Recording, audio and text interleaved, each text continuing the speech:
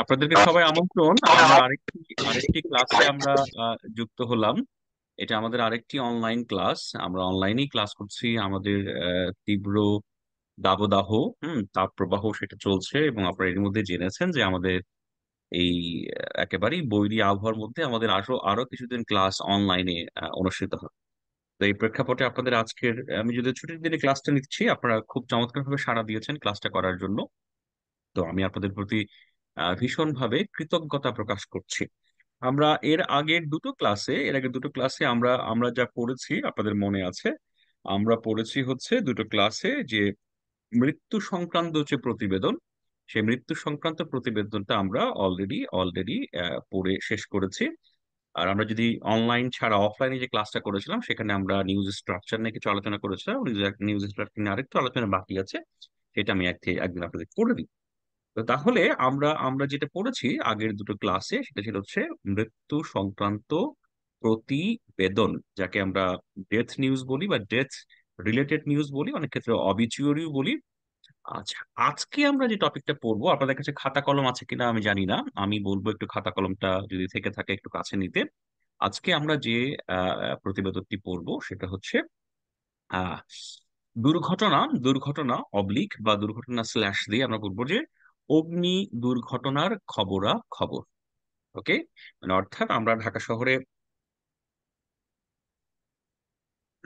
নানা ধরনের অগ্নি দুর্ঘটনার খবর মাঝে মাঝেই ঘটছে আমাদের সামনে।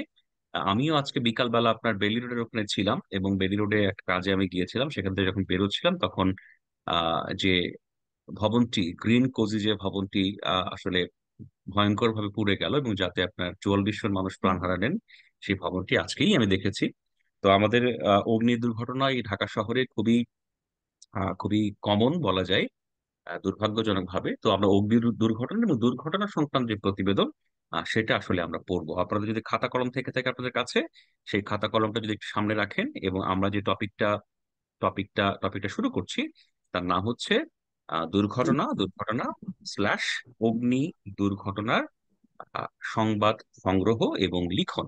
এটা হচ্ছে আমাদের ক্লাসের টপিক, এবং এই ক্লাসটা আমরা দুটো দুটো দুটো দুটো দুটো আপনার ক্লাসে এই আলোচনাটা করা শেষ করব। আমি একটা বই থেকে, আপনাদের ইংরেজি বই থেকে রেফারেন্স একটা বই আপনাদেরকে দেব, সাথে আমার একটা বাংলা কপি। আমি আমার এই সামান্য শিক্ষকতার জীবনে কয়েকটা বই লিখতে সক্ষম হয়েছে, তার মধ্যে এই রিপোর্টিং সংক্রান্ত আমার দুটো বই আছে। তো দুটো বইয়ের একটা দুর্ঘটনা সংক্রান্ত প্রতিবেদনের একটা আপনার লেখা আছে আমার কাছে। তো সেটার হয়তো একটা ফার্নিশ কপি আমি আপনাদেরকে দেয়ার চেষ্টা করব। আমি ধরেন আমার জীবনে আমি যতগুলো বড় বড় দুর্ঘটনার সংবাদ কাভার করেছি, হ্যাঁ, দুর্ঘটনা, এই দুর্ঘটনার আপনারা বলতে পারেন বাংলাদেশের ইতিহাসে সবচেয়ে বড় দুর্ঘটনা কোনটা? কেউ কেউ বলতে পারেন, কেউ শেয়ার করতে পারেন?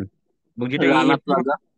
হ্যাঁ, এপ্রিল মাসেই ঘটেছিল রানা প্লাজায় কত সংখ্যক মানুষ মারা গেছিলেন বলতে পারেন?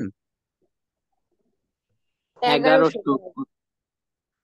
খুব সম্ভবত 1135 বা 1137 এরকম একটা সংখ্যা আর কি। আপনার 1100 পর্যন্ত বলতে পেরেছেন, এটা খুবই চমৎকার, হ্যাঁ, খুবই চমৎকার। এবং খুব ইন্টারেস্টিং, আমি আমি তখন এটিএন বাংলায় কাজ করি, হ্যাঁ। এই রানা প্লাজা ধসে পড়ার পরে আমি দিনের বেলা একবার রানা প্লাজা কাভার করেছি, এবং রাতের বেলা আমি কাভার করেছি, জানেন। আমি আপনাদেরকে নিউজ দেখাবো, নিউজটা এখানে আছে কিনা, আমি আপনাদের দেখালে তো বুঝতে পারবেন। এবং এই ধরনের বড় বড় দুর্ঘটনায় কি হয়, বড় বড় দুর্ঘটনায় দুই ধরনের সংবাদ হয়। আপনাদের কাছে খাতা কলম আছে? একটু লিখবেন কেউ, এই ধরনের বড় বড় দুর্ঘটনায় দুই ধরনের সংবাদ হয়, একটু কি লিখবেন খাতায়? আমি জানি না খাতা আপনারা ব্যবহার করছেন কিনা, হ্যাঁ, যদি আমি আশা করছি আপনারা ব্যবহার করছেন। তো এই ধরনের সংবাদে এই ধরনের ঘটনায় দুই ধরনের আপনার সংবাদ হয়। একটা যে স্ট্রেইট জ্যাকেট হার্ড নিউজ, যেটাকে আমরা একেবারে সরাসরি সংবাদ বলি, মূল ঘটনার সংবাদ বলি। আর আরেকটা কি হয়, আরেকটা হয় আপনার পাশের বা পার্শ্ববর্তী বা সাইড স্টোরি হিসেবে ফিচারিস্টিক স্টোরি হয়। বুঝতে পেরেছেন? তো এবং আগুনের ক্ষেত্রেও তাই, আগুনে যখন অনেক বেশি সংখ্যক মানুষ মারা যায়, তখন আপনার দুর্ঘটনার স্টোরি হয়, পরে পাশের স্টোরি হয়। তো আমি এটা দুর্ভাগ্যই বলতে পারেন যে আমি যখন রানা প্লাজা ধসে পড়ে তখন আমি এটিএন বাংলায় কাজ করি। আমি কিছু ছবি আপনাদের শেয়ার করব। আমি তখন এটিএন বাংলায় কাজ করি। আমার মনে আছে ওই দিন ছিল হচ্ছে আপনার একটা অবরোধ কর্মসূচি ছিল তখন। বিএনপি অনেক সক্রিয় ছিল, তাদের একটা সম্ভবত 18 দলীয় না 14 দলীয় একটা জোট ছিল, সেই জোটের প্রেক্ষাপটে অবরোধ কর্মসূচি ছিল। সেই অবরোধ কর্মসূচি চলাকালীন সময়ে আমি অবরোধের সময় খবর সংগ্রহ করতাম হচ্ছে আপনার তিতুমির কলেজ এলাকায়, হ্যাঁ, তিতুমির কলেজ। তো তিতুমির কলেজ এলাকায় অবরোধে তেমন তো আপনার বিএনপির লোকজন বেশি মাঠে নামতো না বা কিছু করতো না, তো আমরা সারাদিন কি করব? আমার মনে আছে তখন আমি খুব ইয়াং মানুষ, আমি এত মোটকা ছিলাম না, দেখতে সুন্দর একটু স্মার্ট ছিলাম। তো আমার মনে আছে আমরা কি করতাম, আমরা কয়েকজন রিপোর্টার মিলে, তাদের কোনো কাজ নেই, আমরা কি করতাম সকালবেলা নাস্তা টাস্তা খেয়ে ওখানে আপনার বিভিন্ন রাস্তা ঘুরে আপনার সংগঠ সংগ্রহ করে এসে আমরা কি করতাম, তিতুমির যে মাঠ আছে তিতুমির মাঠে ক্রিকেট খেলতাম। আর আমাদের গাড়ি টাড়ি পাশে রেখে আমি ক্রিকেটের ব্যাট বল নিয়ে যেতাম। হ্যাঁ, এত সময় কিভাবে পার করবো, 7-8 ঘন্টা আর কি। হ্যাঁ, আমরা তখন সব বিভিন্ন পত্র পত্রিকা সাংবাদিক রিপোর্টার মিলে আমরা আসলে ক্রিকেট খেলতাম। আপনাদের আমি ছবি দেখাবো, আমার ছবি আছে কিছু। হ্যাঁ, তো ওই ক্রিকেট খেলছিলাম, তো তখন আমাকে এটিএন বাংলা থেকে আমাকে আমার বস ফোন করে। ফোন করে বলে, কিরে কি করিস? হ্যাঁ, তা আমি আর বলতে পারি না ভাই ক্রিকেট খেলি। চিফ রিপোর্টার ফোন করেছে আমাকে আর কি। হ্যাঁ, ভাই এই তো পাহারা দিচ্ছি, কাভার করছি। হ্যাঁ, এদের ফাঁকি দিয়ে ক্রিকেট খেলছি, এটা তো আর বলা যায় না আর কি। হ্যাঁ, তো বলে এক কাজ কর, তাড়াতাড়ি সাভার চলে যা, সাভার একটা ভবন ধসে পড়ছে, রানা প্লাজা, ওখানে আমাদের হেল্প লাগবে। ওকে, কারণ তখন অফিস অলরেডি জেনে গেছে it's a huge huge disaster, এটা ঘটে গেছে, বড় একটা ভবন ধসে পড়েছে। তখন আসলে মানে হাজার সংখ্যক মানুষ মারা গেছে, এটা কেউ চিন্তা করতে পারেননি। এই জন্য দেখবেন দৈনিক প্রথম আলো পত্রিকায় প্রথম যে রিপোর্টটা হয়েছিল, অর্থাৎ 24 তারিখে ধসে পড়ল রানা প্লাজা, 24 তারিখে যে সংবাদটা হয়েছিল, সেই সংবাদের শিরোনাম ছিল হচ্ছে, আপনাকে বলতে পারেন প্রথম আলো কি শিরোনাম ছিল সেদিন? কে বলতে পারেন? আপনার সংবাদপত্র খুব কম পড়েন। সম্ভবত ওইটা শিরোনাম ছিল এরকম যে, ডেকে এনে শত প্রাণ হত্যা। হুম? শত প্রাণ হত্যা, এমন একটা নিউজ ছিল। তবে প্রথম আলো ভেবেছিল যে হয়তো এখানে 1-150 মানুষ মারা গেছেন, পরে দেখা গেল যে না, এটা ডে বাই ডে অনেক মানুষ এখানে মারা গেছে। এনিওয়ে, তো আমরা কি করলাম, এই ঘটনা ঘটার পরই হ্রাস করলাম আপনার। হ্যাঁ, এটা বলা হয় এরকম যে যখন একটা বড় ধরনের কোনো ঘটনা ঘটে যায়, দুর্ঘটনা ঘটে যায়, তখন আমাদের প্রথম কাজ হচ্ছে সেই ঘটনাস্থলে হ্রাস করা। হ্যাঁ, যাওয়া। তো আমি তখন কি বলবো, খেলার ব্যাট আপনার কি বলে যে গাড়ির পেছনে রেখে দ্রুত উঠে চলে গেলাম আপনার সাভার আর কি। তো সাভার যেয়ে এই নিউজটা পুরোটা কাভার করলো, কাগজ বিকালের দিকে অফিসে ফিরলো। অফিসে ফিরে ধরেন আমরা ভোরবেলা অফিসে গেছি, 8 ঘন্টা ডিউটি শেষ, 9 ঘন্টা পর আমি বাসায় ফিরে আসি। তখন অফিসে আমি ওখানে যা কাভার করেছিলাম, আমার কাছে সেসব ফুটেজ ছিল, তারপর আপনার যে আপনার ভক্স পপ ছিল, ইন্টারভিউ ছিল, এগুলো অফিসে দিয়ে অন্য একজনকে দিয়ে আমি বাসায় চলে আসি। তো বাসায় চলে এসে রাতের বেলা রেস্ট করছি। আম্মা আমি ক্লাস নিচ্ছি, কোনো সমস্যা? একটু পরে কথা বলছি তাহলে। হ্যাঁ। তো তো দেখা গেল এরকম যে আমি আপনার অফিসে থেকে বাসায় চলে আসবো। তখন আমি ব্যাচেলর, তখন আমরা কয়েকজন বন্ধু মিলে একটা বাসায় থাকি। তো বিকাল বেলা থেকে এরকম খবর দেখছিলাম, অনেক বড় ঘটনা ঘটে গেছে, অনেক বড় সংবাদ। হ্যাঁ, তারপরে কি হলো, সন্ধ্যা 7টার দিকে আমার অফিসের চিফ রিপোর্টার, হ্যাঁ, মনিউর রহমান ভাই, হ্যাঁ, তখন তিনি এটিএন বাংলা চিফ রিপোর্টার ছিলেন। তো মনিউর রহমান ভাই আমাকে ফোন করলেন। ফোন করে বললেন, কিরে কি করিস? আমি বললাম, ভাই সারাদিন কাজ করে আসছি, বাসায় বসে থেকে টিভি দেখি। হ্যাঁ, তো এখন মনির ভাই খুব মজা করে বললেন যে, দেখ আমার তো রাতের বেলা রিপোর্টার লাগবে, রানা প্লাজার ওখানে প্রচুর মানুষজন মারা গেছে, তাদের ডেড বডি একটা স্কুলে নিয়ে যাওয়া হচ্ছে, সেই স্কুল হচ্ছে অধরচন্দ্র আহ প্রাথমিক বিদ্যালয়। হ্যাঁ, সেখানে প্রচুর ডেড বডি যাচ্ছে, তো রাতের বেলা একটা ভালো নিউজ করতে হবে, তুই একটু অফিসে আয়, এখানে কাভার করতে যা। আরে ভাই কি বলেন, সকালবেলা অফিস করে আসছি, সারাদিন কাজ করে আসছি, আবার অফিস যাব? তো বললো তুই আয়। মানে এটা আমাকে আসলে লোভ দেখ না, তুই আয়, তোরে পরে ছুটি দিব নি, আমার একটু রিপোর্টার লাগবে, রাতে রিপোর্টার নাই, এটা কভার করতে হবে। আর তখন ওই যে ধরেন যারা আসলে রিপোর্টিং কাজ করতে অনেক বড় বিষয়, যে আপনার খুব এক্সাইটিং হতে হয়, একটু এনার্জেটিক হতে হয়। হ্যাঁ, আবার ধরেন আমি ব্যাচেলর ছিলাম, আর সেটা বললো যে তোর তোর ঘর সংসার নাই, চলে আয় কাজ কর। হ্যাঁ, আর মনে আছে যে ওই দিন আবার সন্ধ্যার সময় আবার আমি আপনার বাসা থেকে খাওয়া দাওয়া করে আবার ব্যাগ ট্যাগ গোছানো, আমি সবসময় একটা ব্যাগ ক্যারি করতাম তখন রিপোর্টিং সময় একটা। হ্যাঁ, ব্যাগের মধ্যে পানি থাকতো, মোবাইল চার্জারের ব্যাটারি থাকতো, ঠিক আছে, একটা হেডফোন থাকতো। হ্যাঁ, কিছু জিনিসপত্র থাকতো, খাবার টাবার থাকতো আর কি। তো আমি রাত্রেবেলা আবার অফিসে গেলাম, অফিসে যেয়ে আবার আপনার চলে গেলাম রাতের বেলা আপনার অথর চন্দ্রমঠে। এবং খুব ইন্টারেস্টিং জানেন, আমি আমি এই গল্পটা একটু বলি আপনাদেরকে। হ্যাঁ, তো আমি যখন ধরেন রাতের বেলা সাভারের ওই জায়গাটাতে কাভার করে অথরচন্দ্র মাঠে গেলাম, তখন রাত মনে হয় 1টার মতো আর কি। হ্যাঁ, আমার একটা রিপোর্ট আছে, আমি আপনাকে দেখাবো আপনাদেরকে। হ্যাঁ, তো ওখানে আমি সংঘর্ষ করে করছি, কাভার করছে। এবং জানেন ওই স্কুলের মাঠে, মাঠের যে আপনার স্কুলের সাথে যে মাঠের সাথে যে লাগানো যে বারান্দা, হ্যাঁ, স্কুলের লাইন ধরে আর কি। হ্যাঁ, লাইন ধরে ওখানে ওই লাইনে কম করে হলো শতাধিক ডেড বডি ছিল। আমি ধরেন নিউজ করছি, এই করছি সেই করছি, হ্যাঁ, অনেকক্ষণ কাজ, ওয়ার্কশপ নেওয়া, ইন্টারভিউ নেওয়া, পিডিসি দেওয়া, সব করছি।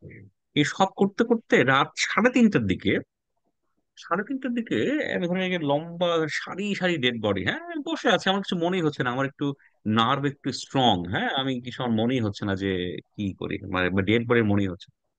তো হঠাৎ করে এই 3:30টার দিকে আমার মনে হলো যে এই মানুষগুলো 24 ঘন্টা আগেও জীবিত ছিল। Just before 24 hours those people are alive. বুঝতে পারছেন? আমি এইটা হঠাৎ করে চিন্তা করে দেখলাম, তখন আমার একটু ভয়ও লাগলো, ধরেন এই একেবারে ধরেন জলজন্ত সকল মানুষ, হ্যাঁ, মারা পড়ে পড়ে আছে এখানে, হ্যাঁ, আমাদের মধ্যে কিছু ভয় কাজ করে না, আধ্যাত্মিকতা, হ্যাঁ, কিছু কাজ করে না, তো এটা কাজ করলো যে আসলে এই মানুষগুলো তো এখানে কতটা বেঁচে ছিল। তখন আমার একটু ভয় লেগেছিল আর কি, হ্যাঁ, এবং সারি সারি ডেড বডি। যাই হোক, ওটা কাভার করলাম। কাভার করে পরে আবার ভোরবেলা অফিসে আসলাম। অফিসে এসে আপনার ফ্রেশ হয়ে নিউজ করে আবার বাসায় যেয়ে ঘুমালাম। আমার মনে আছে আমি রানা প্লাজা যখন ধসে পড়ে, আমাকে অফিস টানা 11 দিন, বুঝছেন, টানা 11 দিন অফিসে আমাকে অ্যাসাইনমেন্ট দিয়ে রেখেছে, সাভার রানা প্লাজা নাইট। তা আমি প্রতিদিন রাতের বেলা যেতাম, মরদেহ দেখতাম, ছবি তুলতাম, হ্যাঁ, এসে ভোরবেলা নিউজ করতাম। বুঝতে পেরেছেন? তো অনেক বড় ঘটনা ছিল আর কি। এনিওয়ে, আমি এই গল্পটা আপনার সাথে শেয়ার করলাম। তারপরে আরেকটা শেয়ার করি আপনাদের সাথে, এটা তো গেলই। আহ এটা কি গেলই, তারপরে যেটা দাঁড়ালো সেটা হচ্ছে যে আহ আরো কয়েকটা বড় আগুন আমি কাভার করেছিলাম। তার মধ্যে একটা ছিল হচ্ছে আপনার এই যে আমাদের ঢাকা শহরে খুব বড় বড় অগ্নিকাণ্ড হয়, এবং যে সকল অগ্নিকাণ্ডে শত শত মানুষ মারা যায়, বা 50 জনের বেশি মানুষ মারা যায়, এই অগ্নিকাণ্ডের কিন্তু প্রথম সূত্রপাত হয়েছিল আপনার নিমতলির আগুনের মাধ্যমে, হ্যাঁ, নিমতলির কেমিক্যালের আগুনের মাধ্যমে, হ্যাঁ। তখন আমি এটিএন বাংলাতেই কাজ করতাম। নিমতলির আগুনটা লিখেছিলাম মনে হয় 2011 সালে, হ্যাঁ, এক্সাক্ট 11 সাল অথবা 12 সাল। তখনও আমি খুব বাচ্চা রিপোর্টার, বুঝতে পেরেছেন, আমি বাচ্চা রিপোর্টার, মানে কাব রিপোর্টার। এবং আমাকে তখন রাতের বেলা ডিউটি দেওয়া হতো। আমার মনে আছে ওই দিন বিকালবেলা, আমি তখন ঢাকা ইউনিভার্সিটিতে থাকতাম।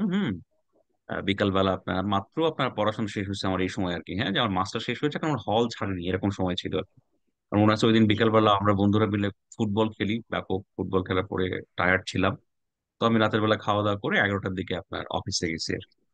তো অফিসে যাওয়ার পরে এই অগ্নিকাণ্ডের খবর পাই, আপনার অগ্নিকাণ্ডে কাভার করতে যায় আর কি, বড় আগুন। ওই দিন রাতের বেলা আরেকটা ঘটনা ঘটেছিল। ওই দিন রাতের বেলা আপনার ওই জায়গাটার নাম হচ্ছে আপনার বেগুনবাড়ি। বেগুনবাড়িতে একটা ভবন ধসে পড়ছিল আর কি, হ্যাঁ, ভবন দেবে গেছিল আর কি, হ্যাঁ, ওখানেও মানুষ মারা গেছিল 8-10 জন আর কি, হ্যাঁ, ওটা একটা বড় ডিজাস্টার ছিল আর কি। এগুলো আমরা কাভার করেছিলাম। এনিওয়ে, আচ্ছা, তাহলে আমি আর এই গল্পগুলো থেকে মোটামুটি একটা ক্লিয়ার, সেটা হচ্ছে আপনার যে আপনি যখন একজন প্রতিবেদক, সেই প্রতিবেদককে ডেফিনেটলি নানা ধরনের দুর্ঘটনার সংবাদ কাভার করতে হবে। তার মধ্যে অন্যতম হচ্ছে আপনার অগ্নি দুর্ঘটনা। এবং বাংলাদেশে ঢাকা শহর যেহেতু পৃথিবীর অন্যতম অপরিকল্পিত একটা শহর, ঢাকা শহর যেহেতু আহ পৃথিবীতে অন্যতম বসবাস অনুপযোগী একটা শহর, তো সেহেতু এখানে আপনার নানা ধরনের দুর্ঘটনা, দুর্বিপাক, এগুলো আসলে লেগেই থাকবে। এবং এগুলো আপনাকে আসলে কাভার করতেই হবে, ঠিক আছে? আমি একটা নিউজ আপনাদেরকে দেখাই। এই যে একটা নিউজ আমি এখানে কোথায় যেন অন করলাম, কোথায় যেন অন করলাম, আচ্ছা আমি একটু দেখাচ্ছি আপনাদেরকে। ওকে, সেই নিউজটা এখানে আছে। আহ আহ, হ্যাঁ, হ্যাঁ, এই যে, এই যে, আপনারা দেখুন, একটা নিউজ এখানে অলরেডি অলরেডি ওপেন করা আছে, আমি ওপেন করে রেখেছি। সেটা হচ্ছে এই, দেখতে পাচ্ছেন কি আপনারা, দেখতে পাচ্ছেন? আপনারা কি আমার স্ক্রিনশটটা দেখতে পাচ্ছেন? জি স্যার, দেখতে পাচ্ছি। হ্যাঁ, আচ্ছা, স্ক্রিন শেয়ার এখন কি আছে? ভয়াবহ আগুনে 43 জন নিহত, রাজধানীর বেলি রোড। বড় তিন অগ্নিকাণ্ডে প্রাণহানি। এই যে নিমতলী 2010-এ ছিল, এখানে দেয়া আছে দেখেন। 2010 সালের 3 জুন রাতে পুরান ঢাকা নিমতলীতে রাসায়নিকের গুদামে আগুনের কারণে 124 জনের মৃত্যু হয়। I was the ill fated man, আমি যেটা কাভার করেছিলাম। চুরিহাট্টা 2019-এ বড় অগ্নিকাণ্ড। বনানীতে আপনার যে এফআর টাওয়ারে আগুন লাগে, তাতেও 7 জন মানুষ প্রাণ হারিয়েছেন। তো আমরা দেখতে পাচ্ছি যে তার মানে হচ্ছে আপনার আপনার এই ধরনের দুর্ঘটনা নিউজ কাভার করা আপনার জন্য হচ্ছে আসলে আপনি পড়বেই। If your reporter you should go to the this type of accident spot. Okay, okay, এখন আসেন। আপনারা যদি খাতা কলম আমাদের কাছে থেকে থাকে, আপনারা একটু আপনারা একটু জিনিসগুলো নোট করবেন। হ্যাঁ, আমরা একটু 1 নাম্বার পয়েন্ট লিখব। ঠিক আছে? যে নানা ধরনের দুর্ঘটনা অথবা অগ্নি দুর্ঘটনার সংবাদ কাভারের প্রক্রিয়া, হ্যাঁ, বা সংবাদ কাভারের স্তর, হ্যাঁ, এইগুলো বিষয়ে কি হবে আর কি। হ্যাঁ, আমরা 1 নাম্বারে লিখবো যে দ্রুত ছাড়া দেওয়া। দ্রুত ছাড়া দেওয়া, দ্রুত ছাড়া দেওয়া বলতে কি বোঝায়? সেটা হচ্ছে যে ধরেন এই যে আগুন লাগলো, হুম, আগুন লাগলো, এটা কি আপনার নির্ধারিত অ্যাসাইনমেন্ট? নির্ধারিত তো নয়। আমি আপনাদেরকে অ্যাসাইনমেন্টের শীট দেখিয়েছিলাম না সমকাল পত্রিকার? ওখানে জি কি স্যার। থাকে? সিটি রাউন্ড বলে কেউ থাকে, অথবা থাকে ঘটনা দুর্ঘটনা বলতে কেউ থাকে, বা প্রয়োজন জরুরি প্রয়োজন সামলাবেন তেমন বলে কেউ থাকে। এমন করে কি থাকে? এমন করে থাকে হচ্ছে আপনার নানা জনের অ্যাসাইন থাকে। আর যখন ঘটনাটা অনেক বড় হয়ে যায় তখন কি হয়? বিভিন্ন জায়গায় কর্মরত রিপোর্টারদেরকে সেই কাজে যুক্ত করা হয়। বুঝতে পেরেছেন? এখন শোনেন, যদি একটা নিউজ অর্গানাইজেশন কিভাবে চলে, নিউজ এইভাবে চলে যে একজন রিপোর্টারের হাতে একদিন একটা সেশনে দায়িত্ব পালন করার জন্য 18 থেকে 20 জন রিপোর্টার থাকে, 14-15টা গাড়ি থাকে, ক্যামেরা থাকে। ওকে, তো এটা হচ্ছে রিপোর্টার, একজন একজন চিফ রিপোর্টারের রিসোর্স, যেগুলো তিনি ব্যবহার করে সংবাদ সংগ্রহ করতে পারেন। এখন দেখেন ওই দিন বিভিন্ন সাংবাদিককে বিভিন্ন জায়গায় অ্যাসাইনমেন্টে কি করা হয়েছে, অ্যাসাইন করা হয়েছে। অথবা এমন হতে পারে যে রিপোর্টার বাসায় আছে, সে বিকালে অফিসে ঢুকবে। ধরেন 9টা 20 মিনিটে আপনার ডানা পাতা ধসে পড়েছে, আপনার অ্যাসাইনমেন্ট, আপনার অফিস হচ্ছে দুপুর 2টা থেকে। বুঝতে পেরেছেন? জি স্যার। যদি এমন হয় এবং চিফ রিপোর্টার যদি আপনাকে কল করে, ওকে, চিফ রিপোর্টার কল করে বললো যে সাজু আহমেদ আপনি কোথায় আছেন, একটা তো বড় ঘটনা ঘটে গেছে, কাভার করতে হবে, আপনি একটু এই দিকে মুভ করেন। তখন আপনার দায়িত্ব হচ্ছে চিফ রিপোর্টারের কথা মেনে সেই ইভেন্টটা কাভার করার জন্য অতি দ্রুত সাড়া দেয়া। পাঁচশো হয়তো পঁয়ষট্টি সাথী ভাই। হয়তো ওই সময়টা অফিসের কাজে এন্টাইটেলড নয় যে আপনার অফিস 2টা থেকে, কিন্তু একটা বড় ঘটনা ঘটে গেছে যেটা অফিসের জন্য কাভার করা প্রয়োজন। অফিস যদি আপনার সহযোগিতা সেই সময় চায়, আপনার উচিত আপনার উচিত তখন তখন সেটা সেটা সাড়া দেয়া। বুঝতে পেরেছেন? আমি আপনাদের ছোট্ট একটা উদাহরণ বলি। আমি যখন এটিএন বাংলায় কাজ করি তখন আপনারা জানেন যে মিশুক মনির স্যার এবং আহ, চলচ্চিত্রকার, তার নাম কি, মাটির ময়না চলচ্চিত্রের পরিচালকের নাম কি বলেন তো? তারেক মাসুদ। তারেক মাসুদ। তারেক তারেক মাসুদ। তারেক মাসুদ এবং মিশুক মনির স্যার একটা অ্যাক্সিডেন্টে আপনার মারা যায় মানিকগঞ্জের ওইদিকে। তো এই ইভেন্টটা যখন ঘটে যায়, অ্যাক্সিডেন্ট যখন ঘটে যায়, তখন আমি এটিএন বাংলায় কাজ করি এবং এটিএন বাংলা রিপোর্টার সেটা হচ্ছে সেদিন মূল নিউজটা খোঁজ করে হচ্ছে এস এম বাবু ভাই। এস এম বাবু ভাই দিন লিটারালি বাসায় ছিলেন। বুঝতে পেরেছেন? আমাদের বস জয় মামুন ভাই বাবু ভাইকে ফোন করে যে বাবু অনেক বড় ঘটনা ঘটে গেছে, তুমি রেডি হও, আমি গাড়ি পাঠাচ্ছি, তুমি গাড়িতে উঠে চইলা, গাড়িতে উঠে তুমি এতে চলে যাবা, মানিকগঞ্জ চলে যাবে। বাবু ভাইয়ের বাড়ি ছিল হচ্ছে মিরপুর এলাকায়। বাবু ভাই কি বলেছেন? বাবু কি বলেছেন, মামুন ভাই আমার তো অফিস বিকালে, আমি তো যেতে পারবো না, আমি তো বাচ্চাকে খাওয়াচ্ছি, আপনার ভাবিকে নিয়ে নিয়ে কফি খেতে যাব, হ্যাঁ বাজার করতে হবে। বাবু ভাই কি তা বলেছে? বাবু ভাই কিন্তু তা বলে নাই। বাবু ভাই কি করেছে? বাবু ভাই জেনেছে ইটস এ হিউজ ইভেন্ট, অনেক বড় একটা ঘটনা ঘটে গেছে, একটা জাতীয় ঘটনা, অফিসের জন্য গুরুত্বপূর্ণ ঘটনা, অফিস তার সাপোর্ট চায়। যেন বাবু ভাই বলেছে যে মামুন ভাই আপনি গাড়িটা আমার বাসার কাছে পাঠানোর দরকার নাই, আপনি গাড়িটা টেকনিক্যাল মোড়ে পাঠান, আমি একটা সিএনজি নিয়ে টেকনিক্যাল মোড়ে যাচ্ছি, ওই দিক দিয়ে গেলে তাড়াতাড়ি হবে, তাহলে ওখান থেকে আমি অফিসের গাড়িটা ধরে তাড়াতাড়ি অফিসে চলে যেতে পারবো। এদিকে মামুন ভাই কি করেছে, আমাদের অফিসকে ফোন করে তড়িৎ নির্দেশ দিয়েছে ক্যামেরাম্যান যে আসে সেই জন্য ক্যামেরা যন্ত্রপাতি নিয়ে অবিলম্বে যেন অফিস থেকে রওনা হয় এবং বাবু ভাইকে টেকনিক্যাল মোড় থেকে তুলে নিয়ে ঘটনাস্থলের দিকে দ্রুত চলে যায়। বুঝতে পেরেছেন? তার মানে হচ্ছে যখন কোনো ধরনের অ্যাক্সিডেন্ট, যখন কোনো ধরনের অগ্নি দুর্ঘটনা, যখন কোনো ধরনের ভবন ধস, যখন যে কোনো ধরনের অনাকাঙ্ক্ষিত দুর্ঘটনা, তখন অফিস যদি আপনার কাছ থেকে সাপোর্ট চায়, if you are not on duty at that particular time, your duty is to response to response as early as possible. আমি যখন যমুনা টিভিতে রিপোর্টার ছিলাম, আমিও রিপোর্টিং জীবনে অনেক ভুল করেছি, অনেক বকা খেয়েছি, হ্যাঁ, অনেকের তিরস্কারের সম্মুখীন হয়েছি, হ্যাঁ, এটা খুব স্বাভাবিক। তবে আমি যখন যমুনা টিভিতে কাজ করি, তখন আমি আমার বস ছিলেন সাগর ভাই। আমি সাগর ভাইকে একটা কথা বলে রাখছিলাম যে, সাগর ভাই, ঢাকা এবং ঢাকার বাইরে যখন কোনো প্রয়োজনে আপনার যদি কোনো রিপোর্টারকে প্রয়োজন হয়, please save my number, and please save my number in your speed dialing list and call me fast. I want to be the first person who will respond your appeal or respond your call. বুঝতে পেরেছেন? এই জন্যই আমার মনে আছে, ধরেন, আহ আপনার, এই জন্যই আমার রিপোর্টার আপনার সাগর ভাই, উনি করতেন কি, ধরেন আমরা আমরা নানা ইভেন্ট কভার করতে ঢাকার বাইরে যেতাম, তাহলে বন্যা কভার করতে ঢাকার বাইরে যেতাম, এই গরমের নিউজ করতে ঢাকার বাইরে যেতাম, হ্যাঁ। তো উনি কি করতেন, ধরেন এগুলো আপনার সারিবদ্ধ ভাবে হতো। মানে আমরা 6 জন চিফ রিপোর্টার ছিলাম। একজন চিফ রিপোর্টার এখানে যেত, পরের জন্য আরেক পরের ট্যুরে যেত, পরের জন্য আরেক ট্যুরে যেত, এরকম আপনার একটা সার্কেল থাকতো আর কি, হ্যাঁ। তো ব্যাপারটা কি হলো যে, আমি ধরেন কিছুদিন আগে বন্যা কভার করে আসছি উত্তরবঙ্গে, আবার বন্যা হচ্ছে ফেনীতে। তো তখন চিফ রিপোর্টার কি করেছে, আমাকে বাদ দিয়ে পরের জন সিনিয়র রিপোর্টারকে ফোন দিয়েছে।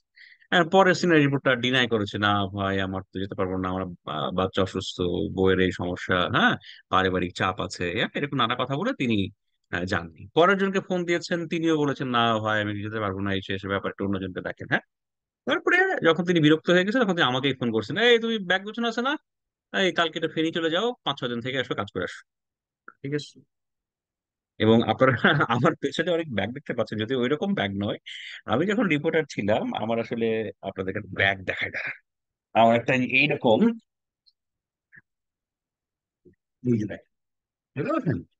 আমার একটা এইরকম ব্যাগ আর একটা ঝাড়ের বড় ব্যাগ, হ্যাঁ, এইরকম একটা ব্যাগ সবসময় রেডি থাকে। এই ব্যাগের মধ্যে ধরেন রিপোর্টিং করার মতো দুটো জামা, হ্যাঁ, 3টা 3/4 প্যান্ট, আরো অন্যান্য পোশাক, হ্যাঁ, সরিষার তেল, কিছু আপনার পারফিউম, কিছু জিনিসপত্র, ব্রাশ, টুথপেস্ট, হ্যাঁ, এগুলো রেডি করা থাকতো। রিপোর্টারকে যে কোনো সময় কোথাও একটা রাশ করতে হতো আর কি, বুঝতে পেরেছেন? তো আমি তার জন্য রেডি থাকতাম। তো এই জন্যই আমার আমার চিফ রিপোর্টার সাগর ভাই আমাকে খুব আপনার পছন্দ করতো আর কি। ওকে। আচ্ছা, তারপরে যেটা দাঁড়ালো, তো আপনাদের প্রথম কাজ কি হবে যখন আপনি একজন রিপোর্টার, তখন আপনার প্রথম কাজ হচ্ছে কি, যে এই ইয়ে বন্ধ করেন, বেগিনটা খোলা আছে, আরে বাবা কার্ডটা খোলা, হ্যাঁ। আপনার প্রথম কাজ হচ্ছে আপনাকে আপনাকে রেসপন্স করা। ওকে, আপনি প্রথম সাড়া দিবেন না বলে। নাম্বার 2, নাম্বার 2 কি হবে? নাম্বার 2 হবে হচ্ছে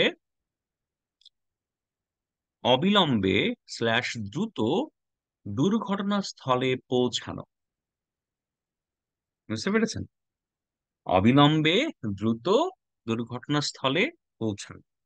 যেখানে আপনার সড়ক দুর্ঘটনায় 10 জন মারা গেছে, যেখানে আপনার আগুন লেগেছে, যেখানে ভবন ধসে পড়েছে, যেখানে রোড অ্যাক্সিডেন্ট হয়েছে, যেখানে আপনার আহ কেউ চাপা পড়েছে, হ্যাঁ, ওকে, এখানে ফ্লাইওভার ধসে পড়েছে, এরকম বড় বড় যে ঘটনাগুলো ঘটে, আপনারা জানেন আমাদের ওই যে ফ্লাইওভারের গার্ডার ধসে পড়ে মানুষ মারা যায়, চিটাগাঙে মারা গেছে, ঢাকা শহরে মারা গেছে, হ্যাঁ। এরকম যে বড় বড় ঘটনা, মানে এত অপরিকল্পিত শহরে আমাদের বাসা, এই এই যে বড় বড় ঘটনা, এই ঘটনাগুলো কাভারের ক্ষেত্রে আমাদের প্রথম যে গুরুত্বপূর্ণ কাজ, সেটা হচ্ছে কি, সেটা হচ্ছে আমাদের প্রথম যে গুরুত্বপূর্ণ কাজ সেটা হচ্ছে অবিলম্বে দ্রুত ঘটনাস্থলে পৌঁছানো। বুঝতে পেরেছেন? যখনই একটা অফিস থেকে আপনাকে অ্যাসাইন করলো, তখন আপনার কাজ হবে অবিলম্বে দ্রুত ঘটনাস্থলে পৌঁছানো। এই যে দেখেন, আমি আপনাদেরকে যে নিউজটা দেখাচ্ছি এখানে, হ্যাঁ, অগ্নিকাণ্ডের খবর হচ্ছে আপনার স্যার, অগ্নিকাণ্ডের খবর আপনার বেইলি রোডে, হ্যাঁ। যখন স্যার, রিপোর্টারকে, হ্যাঁ বলেন। এই যে 2000 2012 সালের 24 নভেম্বর যে চট্টগ্রামের বদ্দারহাট এলাকায় যে দুর্ঘটনা ঘটছিল ফ্লাইওভারে, হুম। ওখানে আমার মামাও ছিল, উনি মারা গেছে। মানে ওই যে ফ্লাইওভারের যে গার্ডার ধসে পড়ে যে হ্যাঁ, অনেকে মারা গেলেন, তাই না? হ্যাঁ, 17 জন যে মারা গেছিল। হ্যাঁ, হ্যাঁ। ওই ঘটনা আপনার কাভার করেছিল আমাদের এটিএন বাংলা রিপোর্টার মিল্টন ভাই গিয়েছিলেন। এনিওয়ে, অনেক বড় দুর্ঘটনা। আপনাদের পরিবারের মানুষ আপনি হারিয়েছেন, তার স্মৃতির প্রতি আমরা শ্রদ্ধা জানাই। তো তাহলে কি দাঁড়ালো যে আপনার কাজ হচ্ছে দ্রুত কি ঘটনাস্থলে পৌঁছানো। এই যে যখন আগুনটা লেগে গেছে, অফিস থেকে আপনাকে অ্যাসাইন করেছে, তখন আপনার কাজ হচ্ছে যত দ্রুত সম্ভব অবিলম্বে হচ্ছে আপনার ঘটনাস্থলে পৌঁছানো। এখন অনেক দুর্ঘটনা ঘটে, রাস্তা বন্ধ হয়ে যায়, অনেক দুর্ঘটনার ফলে যানবাহন নাই, আপনার টেলিভিশনের গাড়ি যাচ্ছে না, হ্যাঁ, তারপরে আপনার আপনার কি বলে আপনার মোটরসাইকেল চলছে না, অনেক দুর্ঘটনা থেকে দুর্গম এলাকায় আপনার কোনো যানবাহন যাচ্ছে না। তারপরও রিপোর্টারের বড় কাজ হচ্ছে সেই জায়গায় যে কোনো মূল্যে, বুঝতে পেরেছেন, আই ক্যান অ্যাসিউর ইউ, যে কোনো মূল্যে, যে কোনো ভাবে সেই ঘটনাস্থলে রিপোর্টারকে পৌঁছাতে হবে। রিপোর্টার এটা বলার সুযোগ নাই, ভাই আমার গাড়ি যায় না আমি পৌঁছাতে পারি না। রিপোর্টার এটা বলার সুযোগ নেই, আমার মোটরসাইকেল যায় না আমি যেতে পারি না। আপনার কাজ হচ্ছে দ্রুততম সময়ের মধ্যে, with the best possible way, your duty is go to the spot. আমি বহুদিন রিপোর্টিং করেছি, বুঝছেন, রিপোর্টিং করেছি, অফিসের গাড়ি ফেলে অন্যের মোটরসাইকেলে আমি ঘটনাস্থলে গেছি। আমি বহুদিন কাজ করেছি, অফিসের গাড়ির মধ্যে জ্যামের মধ্যে পড়ে আছে, অন্যের মোটরসাইকেলে চলে আমি অফিসে আসছি, অফিসে নিউজ বানিয়েছি, এবং অনেক ঘটনা ঘটেছে। বুঝতে পেরেছেন? সো রিপোর্টারের কাজ হচ্ছে অ্যাজ আর্লি অ্যাজ পসিবল সেই ঘটনাস্থলে পৌঁছে পৌঁছানো। যাও। তাহলে আমরা দুটো কি পয়েন্ট পেলাম, একটা হচ্ছে দ্রুত প্রথমটা সাড়া হচ্ছে দেওয়া, দ্রুত সাড়া দেয়া, দুই নাম্বার হচ্ছে আর আপনার অবিলম্বে ঘটনাস্থলে দুর্ঘটনাস্থলে পৌঁছানো। ঘটনাস্থলে পৌঁছানো। আমরা 3 নাম্বার পয়েন্ট লিখি, যদি আপনাদের কাছে থেকে থাকে, ঠিক আছে। আচ্ছা, 3 নাম্বার পয়েন্টটা হচ্ছে যে যে কোনো দুর্ঘটনার প্রত্যক্ষদর্শীর সাথে কথা বলার চেষ্টা। আমরা একটা দুর্ঘটনা ঘটলে অনেকের বক্তব্য নিই। এই যে ধরেন বেলিরোডে আগুন লেগেছে, আপনি ফায়ার সার্ভিসের ডিজির ইন্টারভিউ নিয়েছেন, আপনি র্যাবের লোকজনের ইন্টারভিউ নিয়েছেন, হ্যাঁ, তো অনেকের ইন্টারভিউ নিয়েছে। কিন্তু আমরা প্রথম কাজ হচ্ছে যে এই যে ঘটনাটা ঘটলো, যেটা কিভাবে ঘটলো, কখন ঘটলো, সেটার প্রত্যক্ষদর্শীর একটা বক্তব্য নেয়ার চেষ্টা করা। ওকে। রানা প্লাজা ধসে পড়ছে, রানা প্লাজার উল্টো পাশে দোকান আছে না, উল্টো পাশে তো অনেক কিছু ছিল, সেই মানুষ জিজ্ঞেস, ভাই এটা কখন ধসে পড়লো, কিভাবে ধসে পড়লো, আমরা একটা বর্ণনা দিলাম। কোথাও আগুন লাগছে, ভাই আগুনটা কখন লাগলো, কিভাবে লাগলো, একটা বর্ণনা দিবেন। একটা বিল্ডিং ধসে পড়ছে বা বিল্ডিং দেবে গেছে, ভাই বিল্ডিংটা কিভাবে দেবে গেল, কখন দেবে গেল, তার একটা নাটকীয় বর্ণনা দেবেন, ঠিক আছে। এখানে গাড়ির সাথে একটা গাড়ি অ্যাক্সিডেন্ট হয়েছে, কিভাবে অ্যাক্সিডেন্ট হলো, কিভাবে ঘটলো, একটা বর্ণনা দেবেন। একটা সিলিন্ডারের ব্লাস্ট হয়েছে, সিলিন্ডারটা কিভাবে ব্লাস্ট হলো, কোথায় ব্লাস্ট হলো, একটা বর্ণনা দেবেন। তার মানে হচ্ছে আপনার প্রথম কাজ হচ্ছে যে এই ঘটনাটা যারা দেখেছেন বা এই ঘটনার সময় আশেপাশে যারা ছিলেন, তাদের কাছ থেকে ঘটনার একটা বর্ণনা তাদের কাছ থেকে নেয়া। ঠিক আছে। তাহলে কয়টা পয়েন্ট পেলাম আমরা? 3টা পয়েন্ট পেলাম, ঠিক আছে। আচ্ছা, বাকি পয়েন্ট গুলো আমি চাচ্ছি আগামী দিন আপনাদের সাথে আলাপ করতে। আমি এটা একটা নোটস আপনাদেরকে দিয়ে দিব। আমি আজকের ক্লাসটা আর আমার তরফ থেকে বেশি বাড়াতে চাচ্ছি না। আমি একটু এখন ফ্লোরটা আপনাদের জন্য ওপেন করে দিতে চাই, যে আপনারা যেরকম দুর্ঘটনা সংক্রান্ত সংবাদ পত্রিকায় পড়েন, দেখেন, জানেন, হ্যাঁ, এগুলো নিয়ে আপনাদের কোনো ধরনের প্রশ্ন আপনাদের মনের মধ্যে আছে কিনা। আমরা মাঝে মাঝে বড় বড় অগ্নিকাণ্ডের সম্মুখীন হচ্ছি, সেই সকল অগ্নিকাণ্ড বা অন্যান্য ঘটনা প্রবাহে আপনাদের কোনো প্রশ্ন আছে কিনা দুর্ঘটনা বা অগ্নিকাণ্ড সংক্রান্ত ঘটনা প্রবাহের তথ্য উপাত্ত নিয়ে, বা আপনাদের অভিজ্ঞতা নিয়ে কেউ কিছু বলতে চান?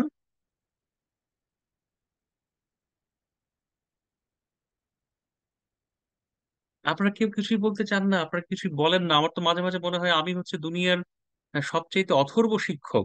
আপনারা আমার ক্লাসে কোনো রেসপন্সই করেন না। আমাকে আমাকে দুনিয়ার সবচেয়ে অথর্ব শিক্ষক বানায়েন না, বুঝতে পারছেন? আমার খুব কষ্ট লাগে, হ্যাঁ। আই ফিল সো ব্যাড, হ্যাঁ, যে আপনারা রেসপন্স করতে চান না? হ্যাঁ, এই রেসপন্স করার কারণ কি আমি যে আমি আপনাদের পড়াতে পারি না তাই, নাকি আসলে আপনারা নর্মালি রেসপন্স করেন না বা করতে চান না সেই জন্য? আমি জানি না আসলে কোনটা সত্য। না স্যার, এমনটা না। আসলে আপনি যে এরকম করে পড়ান, আসলে প্রশ্ন যে করব ওই স্কুপটা থাকে না, আমাদের সব প্রশ্ন অটো ক্লিয়ার হয়ে যায়। আপনি তো একটু, আমার মনে হচ্ছে একটু একটু কেমন যেন, হ্যাঁ। তারপরেও যদি আপনারা কিছু প্রশ্ন করতে চান, কিছু জিজ্ঞাসা করতে চান, যদি আপনারা। স্যার, হুম। স্যার এই যে 2010 সালের 3 জুন যে নিমতলিতে যে আহ, হুম। অগ্নিকাণ্ডটা ঘটলো, তো আমরা আজকে কি বলে? শুনলাম যে প্রথম আলো প্রথম আলো পত্রিকা থেকে জানা গেছিল যে ওই মর্মান্তিক সেই দুর্ঘটনা এখনো মামলা হয়েছিল না, তখনো মামলা হয়নি বা পরে হয়েছিল। হুম। তো আসলে অগ্নিকাণ্ডে সরকারের দায় কি কিছুই থাকে না, বা যারা সংশ্লিষ্ট থাকে, মানে যে প্রতিষ্ঠানগুলো সংশ্লিষ্ট থাকে, তাদের কি পরবর্তীতে কোনো আর কি শাস্তি বা এ ধরনের ঘটনা যাতে আবার পুনরাবৃত্তি না ঘটে এরকম কোনো স্টেপ নেয় না, নেওয়া হয় না? শোনেন, আহ, আমি আমি আপনাদেরকে বলি, হ্যাঁ, এটা একটা কথা খুব সহজে মনে রাখবেন, হ্যাঁ। সেটা হচ্ছে একটা সভ্য দেশ, হ্যাঁ, সভ্য দেশের সবচেয়ে বড় এবং প্রথম উদাহরণ হচ্ছে সেই সভ্য দেশে একটা সিস্টেম ওয়ার্ক করে, একটা সিস্টেম কাজ করে। বুঝতে পেরেছেন? আপনি কি জানেন বাংলাদেশের সংবিধান পৃথিবীর one of the finest constitutions? G sir. বাংলাদেশের যে লিখিত আইন সংবিধান আছে, হ্যাঁ, এটা হচ্ছে ওয়ার্ল্ডের ওয়ান অফ দ্য ফাইনেস্ট। বুঝতে পেরেছেন?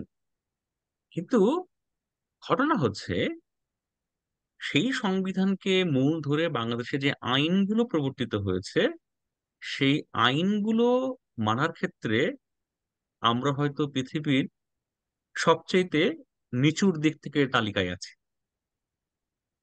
আমরা কোনো আইন মানি না, মানতে চাই না।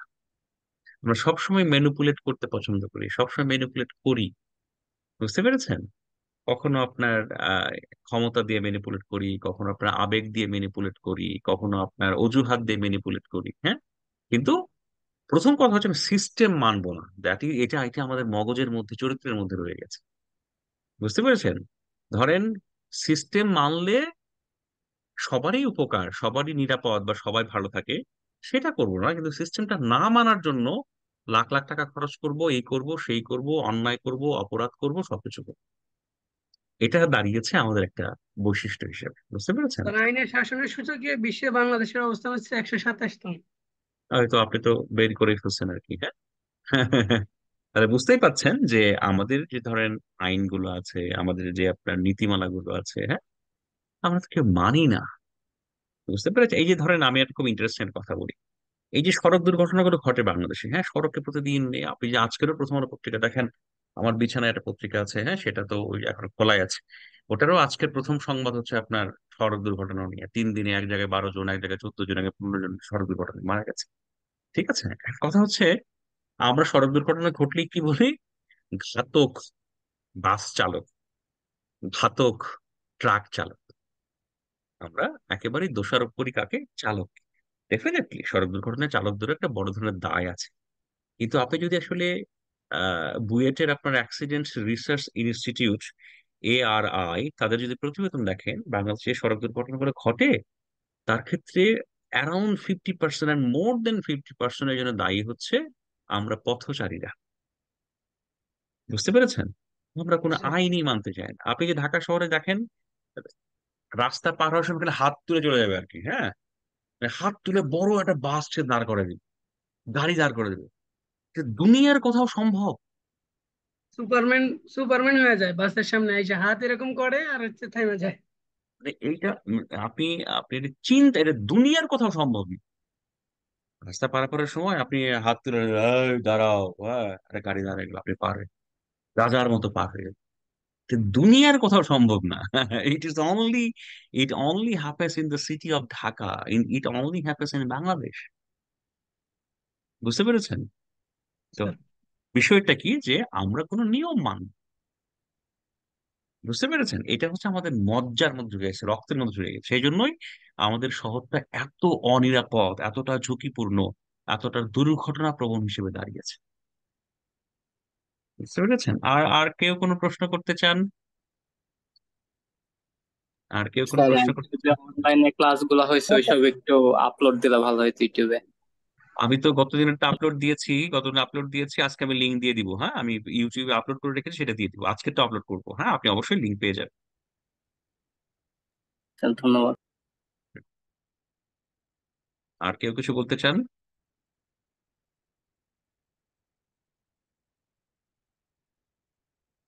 আর কেউ কিছু বলতে চান?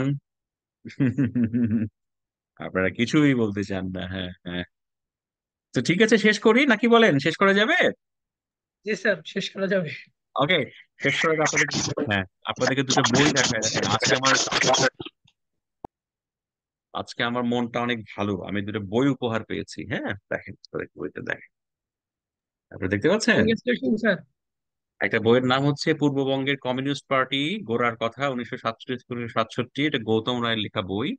একটা বই খুব ইন্টারেস্টিং। এই বইটার নাম হচ্ছে বাংলায় ইসলাম প্রচারের সাফল্য, একটি ঐতিহাসিক বিশ্লেষণ, আকবর আলী খান। হ্যাঁ, দুটো অসাধারণ বই। হ্যাঁ, তো এই দুটো বই আমার একজন খুব প্রিয় মানুষ, তিনি আমার জন্মদিন উপহার দিয়েছেন, আমি গতকাল হাতে পেয়েছি।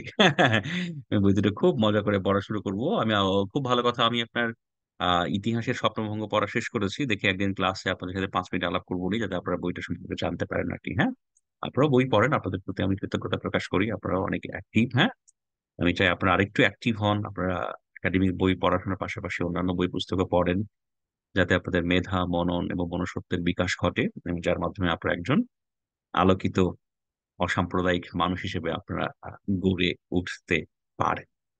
তো শেষ করি নাকি বলেন? শেষ করা যায়? স্যার, হ্যাঁ, হ্যাঁ, আমি বলেন। যে একটা প্রশ্ন করেছিলাম এটার উত্তর কি আজকে দিবেন? শরীফা সোমা, আপনি প্রশ্ন করেছেন কবিতা এবং গানের মধ্যে পার্থক্য কি, তাই তো? আচ্ছা, আমি আপনার প্রশ্নের উত্তরটা একটু দেওয়ার চেষ্টা করি, জি যদিও স্যার। আমার কাছে হাতের কাছে এখন রেফারেন্স নেই। প্রথমত এটা দুটোই সাহিত্য কর্ম, দুটোই সাহিত্য, মানুষের সৃষ্টিশীল সাহিত্যের দুটাই। আচ্ছা, এক সময়ে যখন আপনার আমাদের আমাদের বাংলা সাহিত্যের যখন বিকাশ হয়েছে, এক সময় আসলে কবিতা এবং গান বলে আলাদা কোনো কিছু ছিল না। সে সময় কি ছিল? সে সময় হচ্ছে মানুষ ছন্দ করে আসলে কবিতাই লেখা হতো, এবং যেটা পরে তখন গান আকারেও গাওয়া হতো। এবং সেই জন্যই দেখবেন আমাদের অনেক কবিতা আছে, আমাদের আমাদের বাংলা সাহিত্যের অনেক কবিতা আছে যেগুলো গান আকারে গাওয়া হয়েছে। দু একটা কবিতা তুমি বলতে পারেন এরকম, যে এটা মূলত চরিত্রগত থেকে কবিতা, কিন্তু যেটা পরে গান আকারে গাওয়া হয়েছে? হ্যাঁ, এরকম অনেক অনেক কবিতা আছে। সুকান্ত ভট্টাচার্যের কবিতা আছে, সেগুলো গান আকারে গাওয়া হয়েছে। নজরুলের কবিতা গান আকারে গাওয়া হয়েছে। পরবর্তীতে আসলে যেহেতু গানে আপনার স্বরলিপি দরকার হয়, পরবর্তীতে কিছু আপনার প্রকৃত প্রকৃত অর্থেই গানের মতো করে আসলে, গানের মতো করে আসলে আসলে গান লেখা হয়েছে স্বরলিপিকে আপনার সামনে সামনে রেখে।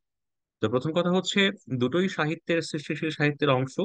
প্রথম দিকে আসলে আহ কবিতা আর গানের মধ্যে তেমন কোনো পার্থক্য ছিল না। আপনারা যদি আপনার ওই যে বাংলা সাহিত্যের যে আপনার প্রাচীনতম নিদর্শন, যাকে আমরা বলি হচ্ছে চর্যাপদ, আপনারা যদি চর্যাপদ গুলো দেখেন, চর্যাপদে কি ছিল? চর্যাপদ ছিল শ্লোক। চর্যাপদে 2 লাইন 4 লাইন করে ছোট ছোট শ্লোক ছিল। এই শ্লোক গুলো কি করা হতো? এটা কবিতার মতো করে আবৃত্তি করা হতো। কবিতার মতো করে আপনার কবিতার মতো করে আপনার সেগুলো পরে আপনার সুর করে পড়া হতো।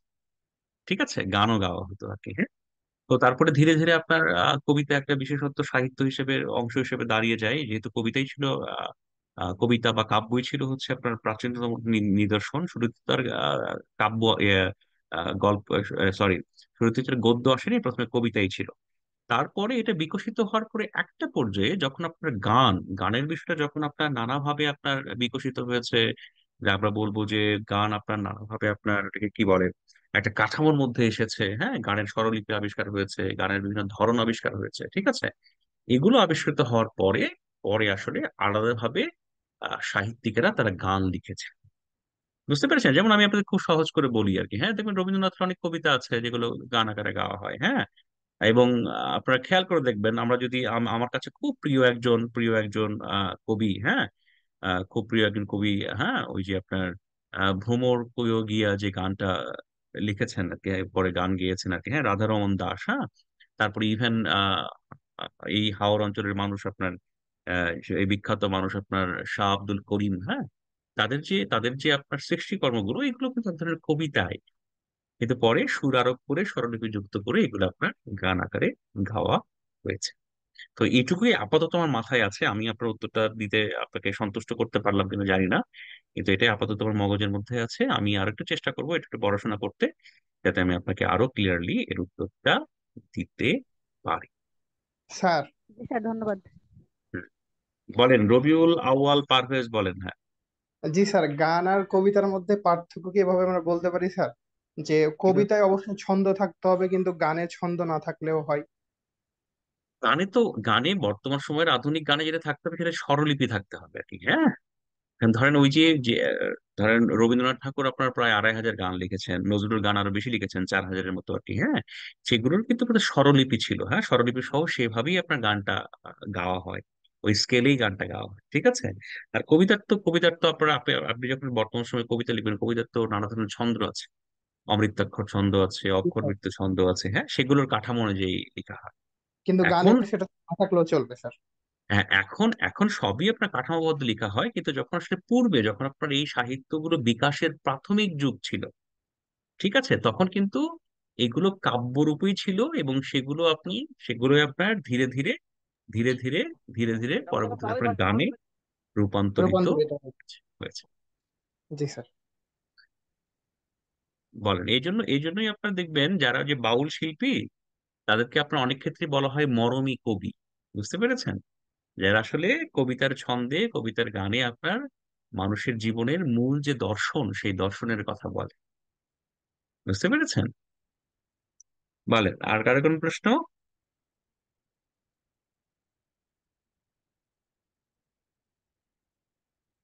আর কারো কোনো প্রশ্ন নেই? তাহলে আমরা শেষ করি নাকি, বলেন? জি স্যার। জি স্যার। জি স্যার, শেষ আহ করা যাক। হ্যাঁ, হ্যাঁ, আমরা শেষ করতে পারি। আমি গত ক্লাসটা আপ করে দিব আপনাদের ক্লাসে। আর আপনারা যদি কেউ আহ, আমরা বিদায় নেওয়ার আগে আপনাদের কেউ চান, আপনাদের ভিডিওটা অন করতে পারেন।